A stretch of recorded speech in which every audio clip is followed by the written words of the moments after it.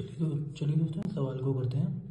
विजय खिलौना 132 रुपये में खरीदने के बाद 15% लाभ पर बेच देता है, तो खिलौने का विक्रय मूल्य बताइए। यानी विजय ने एक खिलौना खरीदा यहाँ से 132 रुपये का, यानी उसका कॉस्ट प्राइस 132 रुपये हो गया जितने में उसने खरीदा। अब वो उसे 15% लाभ पर बेच रहा है, यानी कि इसका 15% हमें निकालना पड़ेगा कितना होता है। उसके लिए यानी कि हम प्रॉफिट निकालने के लिए यानी लाभ निकालने के लिए क्या करेंगे, 132 में 15 का मल्टीप्लाई डिवाइड बाय 100। इससे हमें पता चल जाएगा उसे लाभ कितने का हुआ है।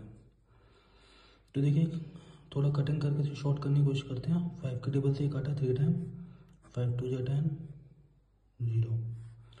अब 2 की टेबल से ये दोनों कट सकते हैं, 2 6 से 12 और 2 6 से 12। 66 इंटू 3 कितना होते हैं, 3 6 18 के 8 1 कैरी 198 अपॉन 10। और 10 का एक रूल होता है कि इसमें किसी भी नंबर से डिवाइड देंगे 10 में तो पॉइंट उतने ही जीरो बाद लग जाएगा जितने नीचे जीरो होंगे। जैसे एक जीरो है तो यहाँ पे जो इसका आंसर आएगा 19.8 आएगा। क्लियर है? तो इसका ये प्रॉफिट हो गया, वो कितना हो गया 19.8। अगर हमसे सवाल में पूछा होता कि कितने लाभ हुआ उसे, तो यही इसका आंसर हो जाता। लेकिन उसने हमसे क्या पूछा है, विक्रय मूल्य यानी सेलिंग प्राइस, कितने में बेचा,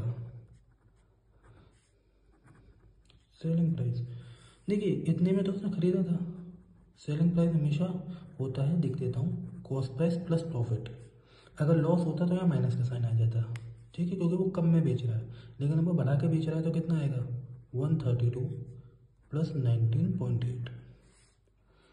अब देखिए पॉइंट के बाद वाली संख्या वैसी आएगी।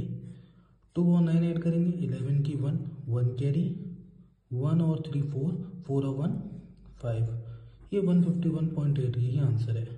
ये सब मैं आपको यहाँ करके दिखा देता हूँ। इस तरीके से है ये 132 अपॉन 9 अपॉन सॉरी प्लस में 9, यहाँ पर पॉइंट आकर हम 0 बढ़ा लेते हैं, ये 8 फिर पॉइंट 9 और 2 11 की 1 फिर कैरी फिर 5 ये 1। तो अब समझ गए, यही इसका सेलिंग प्राइस है। यानी कि उसने 132 में खरीदा और 151.8 रुपये में बेच दिया।